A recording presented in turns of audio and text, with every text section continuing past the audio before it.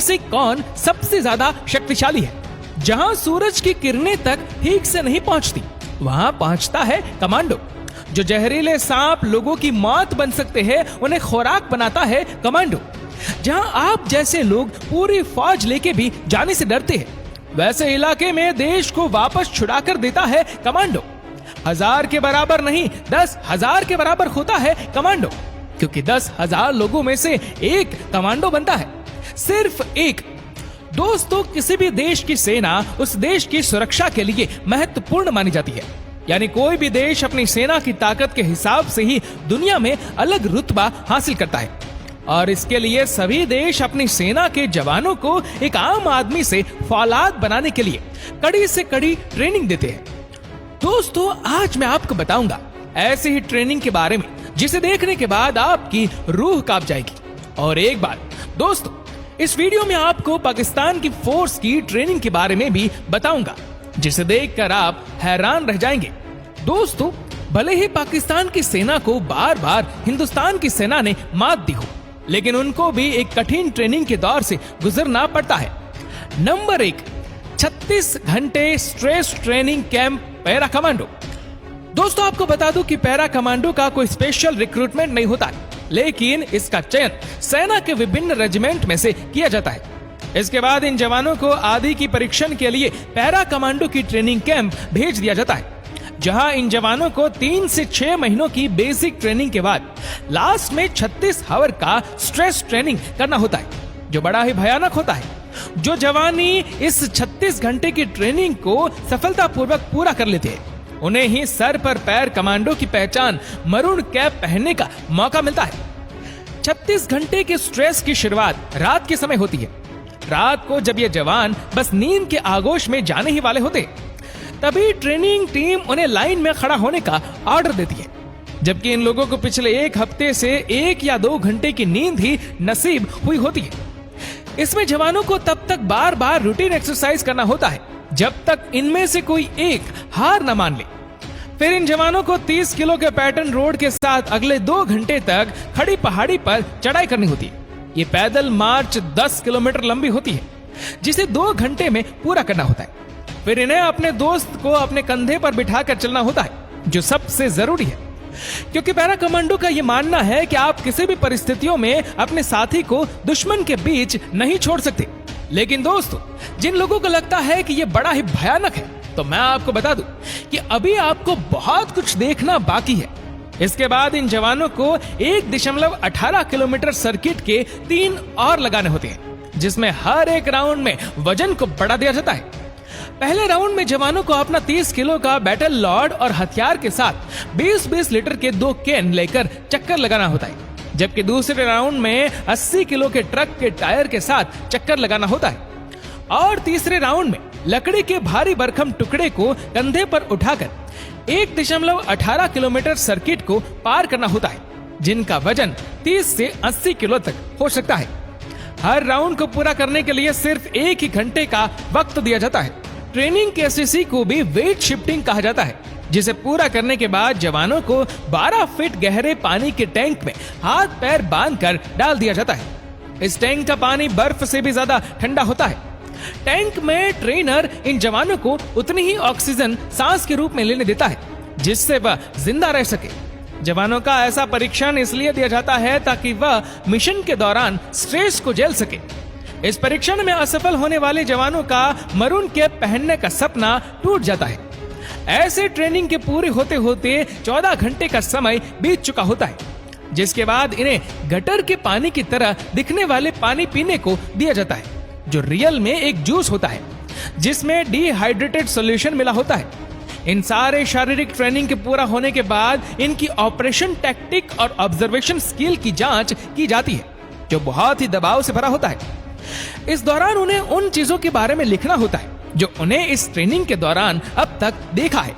इसे पूरा करने के बाद फिर इन जवानों का मेडिकल टेस्ट किया जाता है, जिसमें सफल होने वाले जवानों को आगे और 10 किलोमीटर लंबी पैदल मार्च के लिए भेज दिया जाता है। पैदल मार्च पूरा होने के बाद करीब 20 घंटे से भूखे इन जवानों को रूखा सूखा खाना दिया जाता है। खाना खाने के बाद कई जवानों को नींद आने लगती है और कई जवान सो भी जाते हैं। जिस वजह से उन जवानों का मरून कैप पहनने का सपना टूट जाता है। फिर बाकी जवानों का आगे 5 घंटे के लिए जंगल में छोड़ दिया जाता है, जिस दौरान इनके कमबैक स्किल की जांच की जाती है। उसके बाद कमबैक स्किल में सफल हुए जवानों को कीचड़ में उतार दिया जाता है।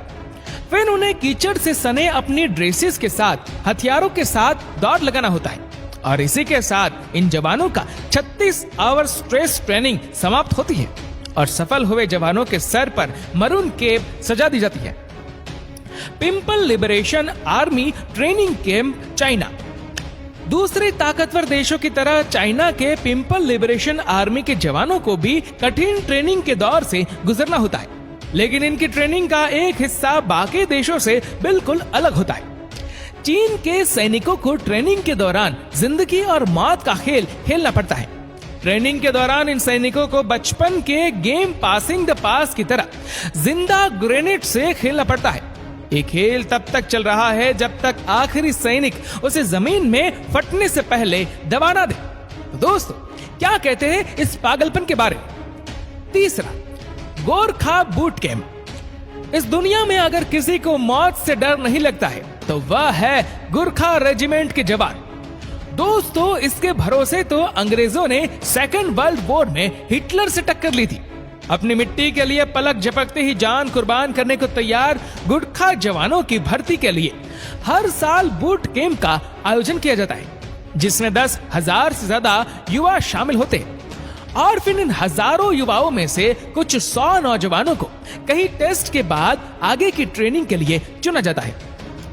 ऐसा नहीं है कि जो युवा बूट कैंप में चुन लिए गए और गोरखा रेजिमेंट का हिस्सा बन चुके हैं। बूट कैंप में चुने गए युवाओं को इसके बाद भी कई तरह के टेस्ट से होकर गुजरना होता है। चुने गए युवाओं को ट्रेनिंग से पहले 25 किलो वजन के साथ पहाड़ी जैसी चढ़ाई वाले इलाके में करीब 1 घंटे की रेस में सफल होना अनिवार्य है, तभी वो आगे की ट्रेनिंग के लिए चुने जाते हैं। इसमें सफल होने वाले जवानों को कुछ बेसिक ट्रेनिंग देने के बाद उन्हें आगे की ट्रेनिंग के लिए बेस कैंप भेज दिया जाता है, जहां से ये जवान दुश्मनों के लिए काल बनकर ही बाहर निकलते हैं।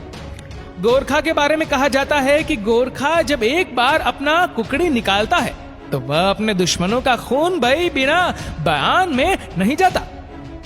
चौथा, Vietnam special forces training camp. इसके जवानों की ट्रेनिंग की शुरुआत इन कांटेदार बारों ऊपर नंगे पांव चलने से होती है। फिर इन जवानों को एक एक कर इनू के लिए बार ऊपर लेटा दिया जाता है और जिसके ऊपर से बाकी के जवान चलकर उसे पार करते हैं। इस तरह की ट्रेनिंग पूरी होने के बाद इन जवानों को शारीरिक रूप से मजबूत बनाया जाता है, जिसमें इन जवानों के हाथ, पैर, सर और कंधों पर पत्थर रखकर उसे हथौड़े से तोड़ा जाता है। इसके बाद इन जवानों को नुकीले कील पर नंगे पीठ के बल लेटा दिया जाता है। फिर उनकी चेस्ट पर एक बड़ा सा पत्थर रखकर उसे हथौड़े से तोड़ा जाता है। इस ट्रेनिंग के दौरान कई सैनिकों के बैक साइड लहूलुहान भी हो जाते हैं, लेकिन उफ तक नहीं करते।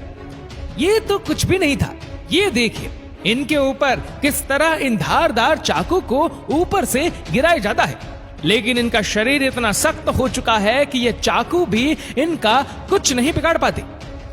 पांचवा, special service group SSG, Pakistan. वैसे तो पाकिस्तान युद्ध में भारत के हाथों पिटा ही रहा है, लेकिन आज हम बात करने वाले हैं पाकिस्तान के स्पेशल सर्विस ग्रुप यानी SSG की, जो पाकिस्तान की स्पेशल फोर्स है। दुनिया के बाकी देशों की स्पेशल फोर्स की ट्रेनिंग की तरह ही SSG के जवानों को भी कठिन ट्रेनिंग करनी पड़ती है। ट्रेनिंग की शुरुआत 12 घंटों में 36 मील और 50 मिनट में 5 मील की दौड़ के साथ होती है। फिर इन्हें कई तरह के हथियारों को चलाने की ट्रेनिंग दी जाती है। जब SSG के जवान हथियार चलाने में निपुण हो जाते हैं तो फिर इन्हें जंगलों, पहाड़ों और पानी के अंदर सरवाइव करने की ट्रेनिंग दी जाती है। इन ट्रेनिंग के दौरान इन जवानों को कई दिनों तक भूखा भी रखा जाता है। दोस्तों, अगर आप सोच रहे हैं कि गरीबी के कारण पाकिस्तान की इन जवानों को भूखा रखा जाता है, तो ऐसा नहीं है, बल्कि जिनकी ट्रेनिंग का हिस्सा होता है ताकि जरूरत पड़ने पर ये भूखे पेट भी अपने दुश्मनों का सामना कर सके। तो दोस्तों, अब तो आप समझ गए होंगे कि क्यों देश की सुरक्षा में लगे जवानों का हौसला इतना बुलंद होता है।